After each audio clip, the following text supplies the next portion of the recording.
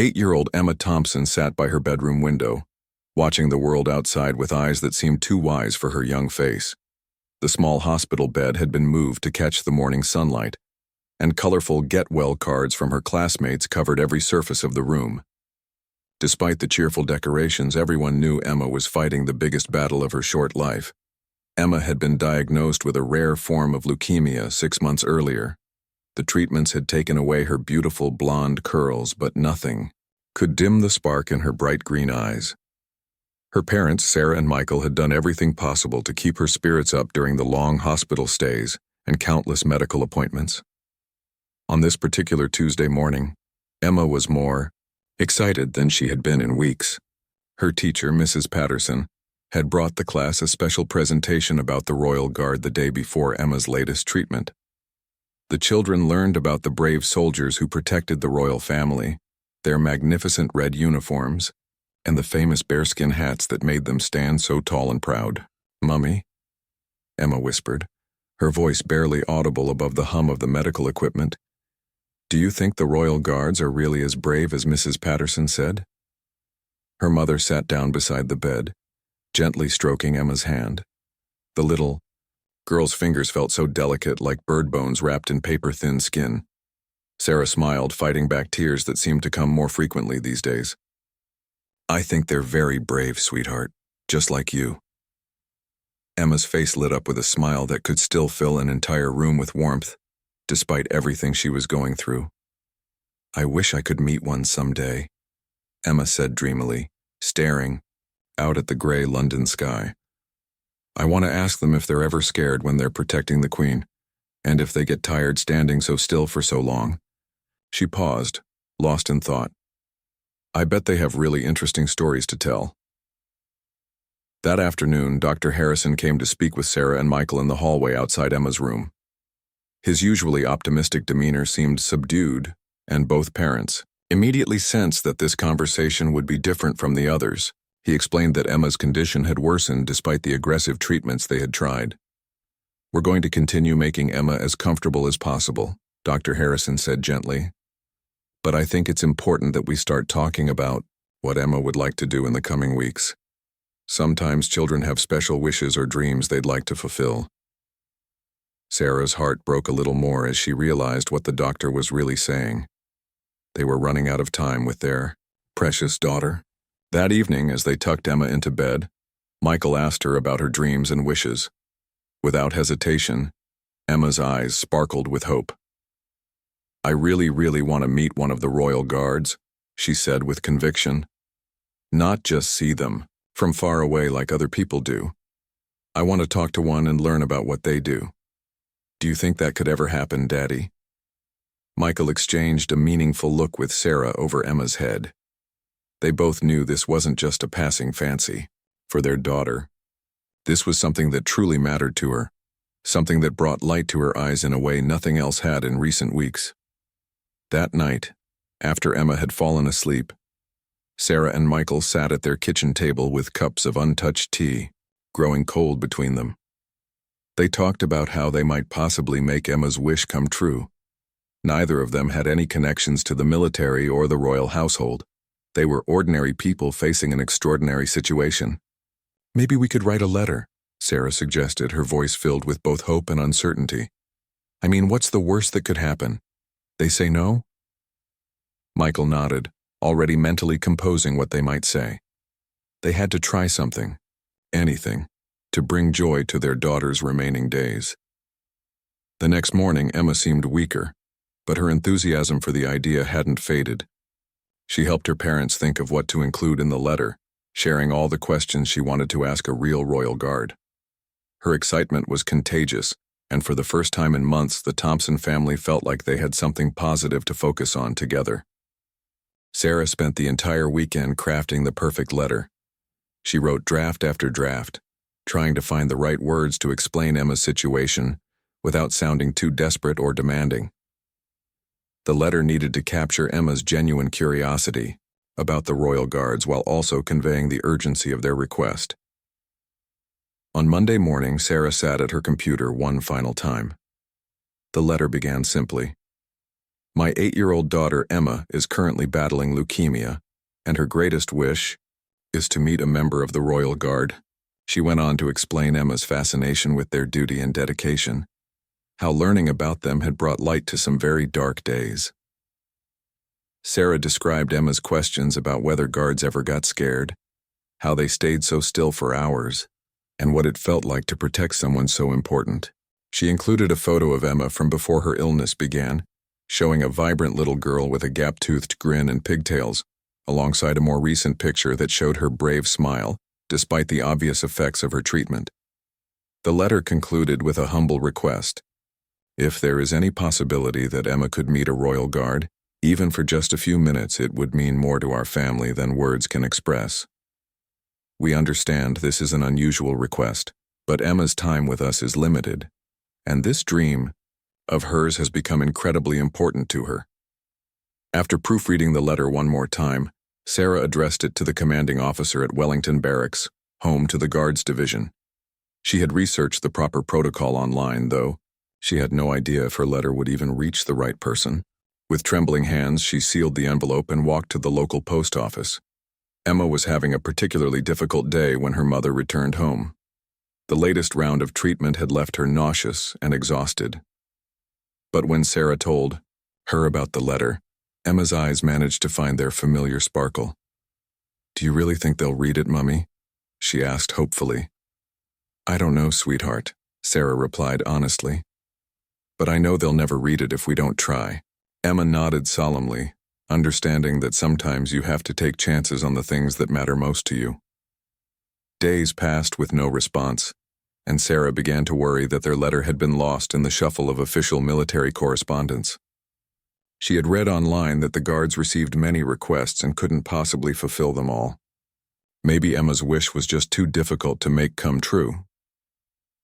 On Thursday morning, exactly 1 week after sending the letter, Sarah's phone rang. The caller ID showed an unfamiliar London number.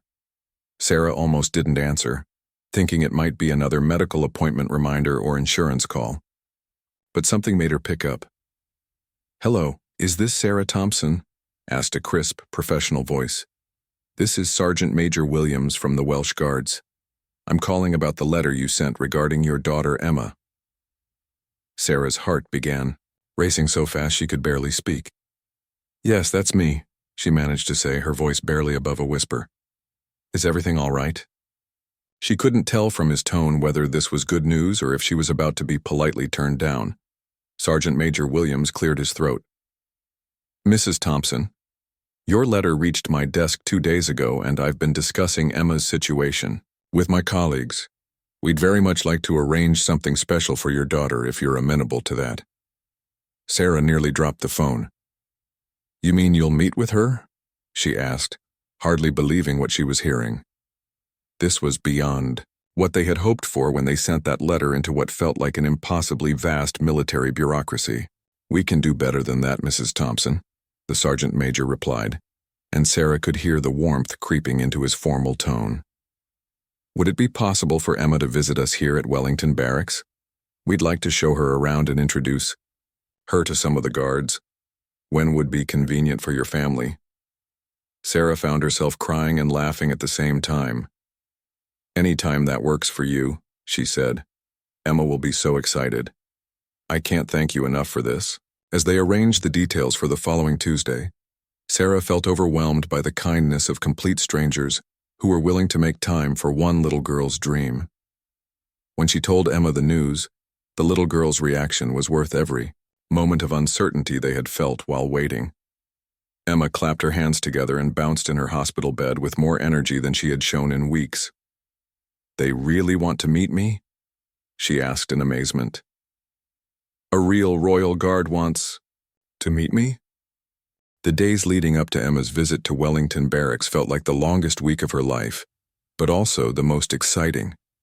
Despite feeling weak from her latest treatment, Emma threw herself into preparing for the meeting with an enthusiasm that amazed her parents and medical team. Emma spent hours writing down questions in her best handwriting, carefully forming each letter despite the tremor in her hands that had developed as a side effect of her medication. Her list grew longer each day. Do you ever get cold standing outside in winter? What's the heaviest thing you carry? Have you ever met the Queen? Do you dream about being a guard when you sleep? Sarah helped Emma choose the perfect outfit for their visit. They settled on Emma's favorite purple dress, the one that brought out the color of her eyes. Emma insisted on wearing the small tiara her grandmother had given her for her 7th birthday. If I'm meeting guards who protect a queen, I should look like a princess, she reasoned with logic that made perfect sense to her 8-year-old mind. Dr. Harrison cleared Emma for the outing, though he pulled Sarah aside to discuss precautions. Emma would need to take breaks, bring her medications, and they shouldn't stay too long. But, he added with a smile that was becoming rare during their medical discussions, I think this visit will do Emma more good than any medicine I can prescribe. Emma's excitement was infectious, her hospital room filled with visitors who came to hear about her upcoming adventure. Her best friend Lucy brought her a hand-drawn picture of a royal guard to give as a gift. Her teacher, Mrs. Patterson, sent a special note wishing Emma well and reminding her to ask about the guard's training. The night before the visit, Emma could barely sleep. She kept asking Sarah to read her the list of questions again, worried she might forget something important. Michael sat by her bed telling her stories about brave knights and noble warriors, though they both knew the real heroes Emma would meet the next day were far more impressive than any fairy tale character. "Daddy," Emma whispered as he was tucking her in, "what if they think my questions are silly?" Michael smoothed her favorite blanket around her shoulders, the soft pink one that had traveled with them to every hospital stay. "Emma, sweetheart, there's no such thing as a silly question when it comes from genuine curiosity," he assured her. "These men chose to dedicate their lives to protecting others. I think they'll be honored to answer questions from someone as thoughtful as you." Tuesday morning arrived gray and drizzly, typical London weather that seemed to mirror the family's nervous excitement. Emma had been awake since dawn, too excited to sleep but trying to rest as her parents had instructed. She ate a small breakfast, more than she had managed in days, fueled by anticipation.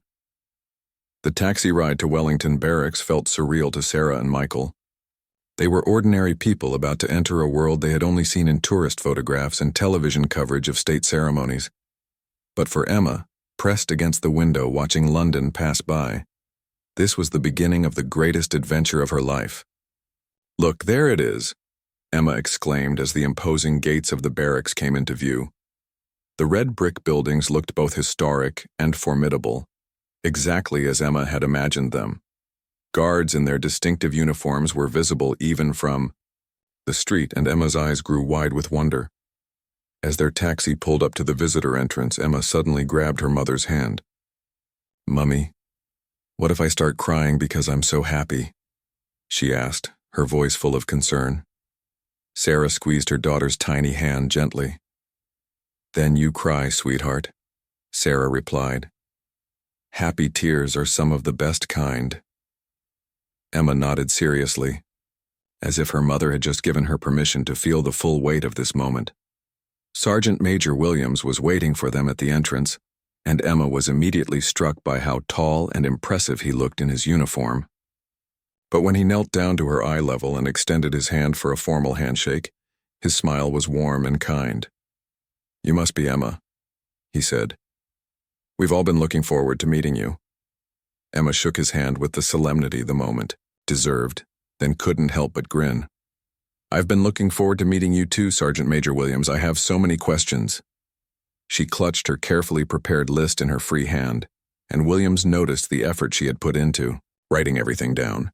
"Well then, Miss Emma," he said, standing and gesturing toward the barracks, "shall we begin your tour? I have several guards who are very eager to answer those questions of yours." As they walked through the gates into the courtyard, Emma looked around in amazement. She was really here, about to live her dream of meeting the royal guards. What Emma discovered when they entered the main courtyard exceeded everything she had imagined. Not one, but 6 royal guards stood at attention in perfect formation, their red tunics blazing bright against the gray London morning. Their bare skin, hats added imposing height to already impressive figures, and every brass button gleamed like it had been polished just for her arrival. Emma, Sergeant Major Williams announced with ceremony that made the little girl feel incredibly important. "I'd like you to meet some very special members of the Welsh Guards." As he spoke, something magical happened. The guards, in perfect synchronization, turned to face Emma and saluted. The precision was breathtaking, and Emma gasped with delight. "They saluted me," she whispered to her parents, her voice filled with wonder. "Real Royal Guards saluted me." Sarah wiped away tears she hadn't realized were falling. The respect these professional soldiers were showing their daughter was beyond anything the family had expected. Guardsman Roberts, a gentle giant of a man, despite his intimidating uniform, stepped forward and knelt down to Emma's level. "Miss Emma, we understand you have some questions for us. We've been practicing our answers all week." His confession made Emma giggle, a sound that seemed to brighten the entire courtyard. Emma unfolded her carefully prepared list with shaking hands. "Do you ever get scared when you're protecting important people?" she asked, reading her first question with the seriousness of a news reporter. Guardsman Roberts considered this thoughtfully. "You know, Emma, being brave doesn't mean you never feel scared," he replied. "It means you do what's right even when you are scared, just like you've been doing during your treatments." Emma nodded solemnly, understanding perfectly that he was talking about more than just guard duty. The next guard, Guardsman Davies, showed Emma his impressive bearskin hat up close. "Would you like to try it on?" he offered. Emma's eyes went wide with excitement, but she looked to her parents for permission. First, when they nodded, Davies carefully placed the enormous hat on Emma's small head. The hat was so large it nearly covered Emma's entire face, but she stood as straight and proud as she could manage. The guards applauded, and Emma felt like the most important person in all of London. "It's heavier than I thought it would be," she observed, "but it makes me feel very official." Sergeant Major Williams then surprised everyone by announcing they had arranged something extra special. "Emma, we'd like to teach you how to march like a Royal Guard. Would you be interested in learning?" Emma's face lit up with such pure joy that several of the guards had to clear their throats to maintain their composure. For the next 20 minutes, Emma received her own private lesson in military marching. The guards showed her how to hold her head high, keep her back straight, and move with purpose and dignity. Despite her weakened condition, Emma threw herself into the lesson with determination that impressed everyone watching. "Left, right, right," called out Guardsman Roberts as Emma marched across the courtyard, her parents and the guards following behind. She might have been the smallest person there, but her spirit filled the entire space. Other military personnel stopped their duties to watch the special demonstration, all of them touched by the sight of this brave little girl living her dream. When Emma needed a rest, the guards had another surprise waiting. They brought out a special chair, an ornate piece that looked almost like a throne, and invited Emma to sit while they performed a mini changing of the guard ceremony just for her. The precision, the music, the pageantry, everything was executed with the same attention to detail as ceremonies for visiting dignitaries. "This is better than any movie," Emma whispered to her mother, her eyes never leaving the guards as they moved through their intricate routine. The synchronization was mesmerizing, and Emma tried to memorize every detail to share with her friends later. Guardsman Thompson, who shared Emma's surname, presented her with an official Welsh Guards badge. "This makes you an honorary member of our regiment," he explained, pinning it carefully to her purple dress. "You've shown the kind of courage and spirit we value in the Guards." Emma touched the badge reverently. "Does this mean I'm brave like you now?" she asked. Thompson smiled, and his voice was gentle but firm when he replied, "Miss Emma, you've been braver than any of us could ever hope to be. This badge just makes it official." As their visit continued, Emma asked dozens of questions from her list. She learned about the Guards' training, their different uniforms for different occasions, and yes, they did get cold standing in winter weather, but considered it a small price to pay for the honor of their duty. Each answer was given with patience and genuine respect for Emma's curiosity. The Guards shared stories of funny things that had happened during ceremonies, the pride they felt representing their country, and the deep bonds of friendship formed through their shared service. Emma listened to every word, asking follow-up questions that showed she was really thinking about their answers. Just when Sarah and Michael thought the day couldn't get any more special, Sergeant Major Williams approached them with news that left the entire family speechless. "I received a phone call this morning from Buckingham Palace," he said quietly, his formal demeanor softening. "Word of Emma's visit has reached some very important people." Emma was sitting nearby, carefully examining the intricate details on another guard's uniform, when Williams continued. "The Princess of Wales has heard about Emma's story and her love for the Royal Guards.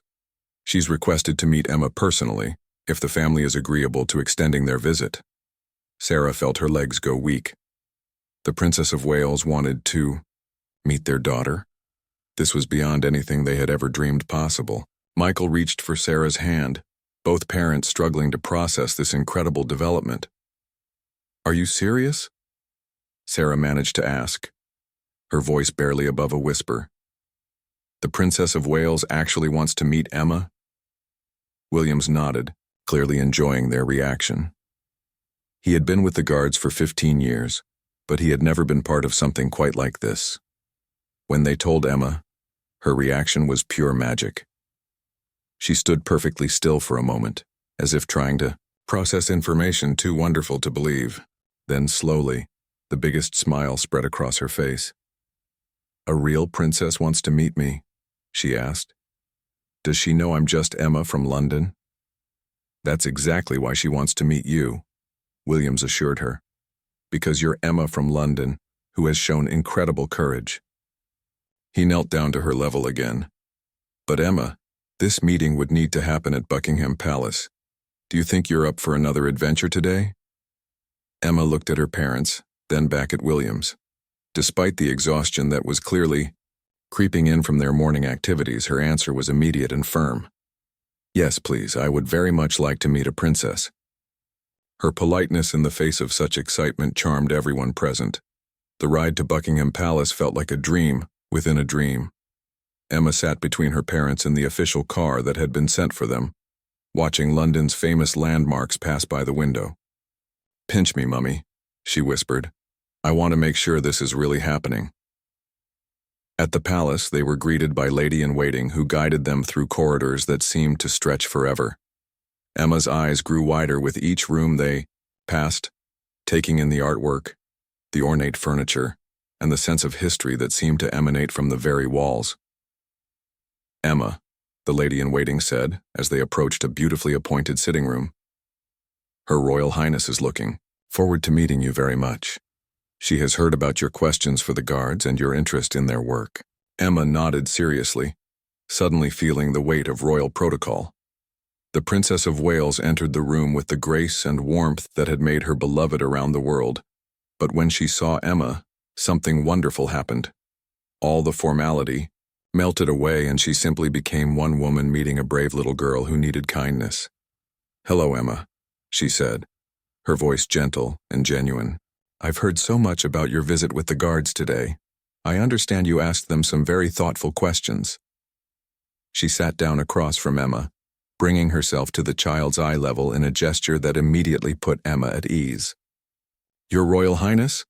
Emma began carefully, remembering the quick protocol lesson Williams had given her in the car. "Thank you for wanting to meet me. I can't believe I'm in a real palace talking to a real princess." Her honesty and wonder made the princess smile. "Emma, I wanted to meet you because I heard about your courage," the princess replied. "Not just in dealing with your illness, but in pursuing your dream of meeting the Guards. That takes a special kind of bravery." She paused, studying Emma's face with genuine interest. "Tell me, what did you think of your visit today?" For the next 30 minutes, Emma shared every detail of her morning with an enthusiasm that seemed to energize her despite her earlier fatigue. She told the princess about learning to march, about the weight of the bearskin hat, and about how the Guards had answered all her questions with such patience and kindness. The princess listened to every word, asking follow-up questions that showed she was truly engaged in Emma's story. When Emma mentioned her honorary badge from the Welsh Guards, the princess examined it with appropriate admiration. "That's quite an honor," she said. "The Guards don't give those to just anyone." Then the princess had a surprise of her own. "Emma, I have something I'd like to give you," she said, producing a small, elegant box. Inside was a beautiful pin featuring the Prince of Wales feathers, the symbol associated with the royal family. "This is to thank you for reminding all of us what real courage looks like." Emma accepted the gift with trembling hands, her eyes filling with tears of joy and overwhelming gratitude. "Thank you, Your Royal Highness," she managed to say. "This has been the most wonderful day of my entire life." The sincerity in her voice touched everyone in the room. The days following Emma's incredible adventure took on a dreamlike quality for the Thompson family. Emma carried her special pin from the princess everywhere, showing it to every nurse, doctor, and visitor who came to see her. The story of her day with the royal guards and her meeting with the Princess of Wales spread throughout the hospital, bringing smiles to patients and staff who needed reasons to believe in magic. Emma's energy seemed renewed by the experience. She spent hours drawing pictures of the guards, trying to capture their perfect posture and magnificent uniforms. Her artwork covered the walls of her hospital room, creating a colorful tribute to the men who had made her dream come true. She dictated thank you letters to her mother, one for each guard she had met, making sure to mention specific details from their conversations.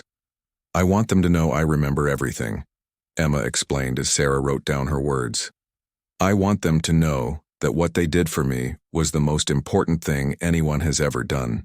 Her gratitude was as profound as her joy had been, touching everyone who witnessed it. 2 weeks after the palace visit, Sergeant Major Williams called with unexpected news. The guards had been so moved by their time with Emma that they wanted to do something more. They were planning to visit Emma at the hospital, but this time they were bringing friends. An entire unit would come in full dress uniform to perform a private ceremony for Emma and the other children in the pediatric ward. When the day arrived, the hospital buzzed with excitement. Word had spread throughout the building, and staff members found reasons to walk past the pediatric ward. Emma, wearing her favorite purple dress and both of her special pins, waited with anticipation that seemed to give her strength beyond what her frail body should have possessed. The sight of 12 royal guards marching through the hospital corridors in perfect formation was something no one there would ever forget. Children pressed their faces to windows, nurses paused in their duties, and even the most serious doctors found themselves smiling.